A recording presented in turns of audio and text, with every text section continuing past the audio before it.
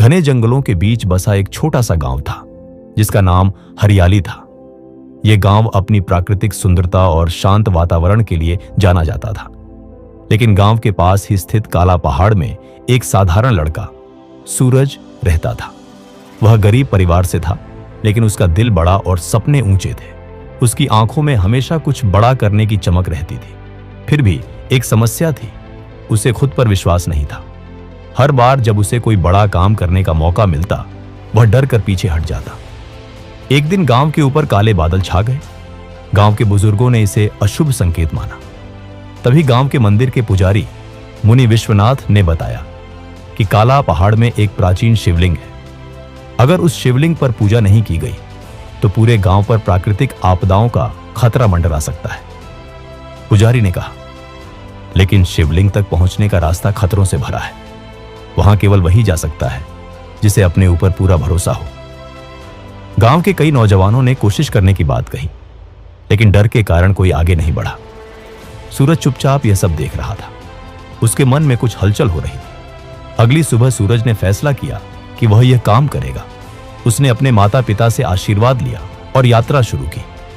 उसके पास न कोई खास हथियार था, न कोई साथी, बस एक छोटी सी पोटली जिसमें थोड़ा खाना और पानी था। जैसे ही वह काला पहाड़ की ओर बढ़ा, रास्ता मुश्किल होता गया। घने जंगल, तेज हवाएं और अजीब अजीब आवाजें उसे डराने लगी, लेकिन वह हर कदम पर खुद को समझाता, मैं इसे कर सकता हूं। रास्ते में सूरज को पहली चुनौती मिली, एक गहरी खाई। खाई के पार जाने के लिए कोई पुल नहीं था।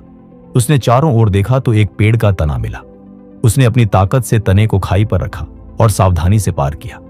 दूसरी चुनौती थी जंगल में अजीबोगरीब जानवरों का सामना। ये जानवर भयानक लगते थे, लेकिन असल में वे डराने के अलावा कुछ नहीं कर सकते थे। सूरज ने अपनी सांसों को शांत रखा और धीरे धीरे आगे बढ़ता रहा। तीसरी चुनौती सबसे कठिन थी। पहाड़ पर एक गुफा थी जिसमें एक बड़ा सांप रहता था।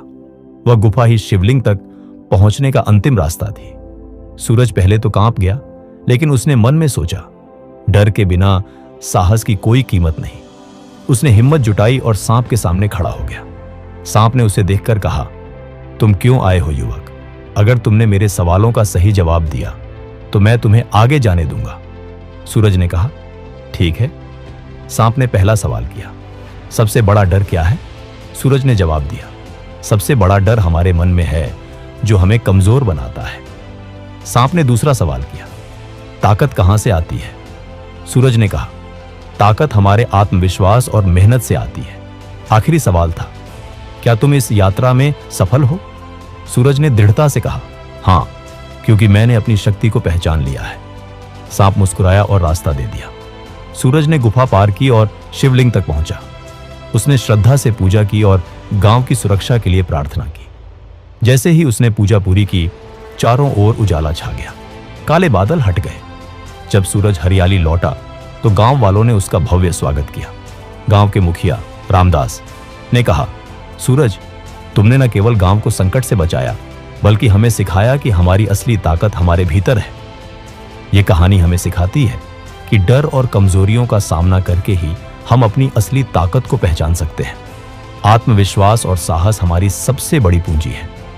जब हम अपने ऊपर भरोसा करते हैं तो कोई भी मंजिल असंभव नहीं रहती।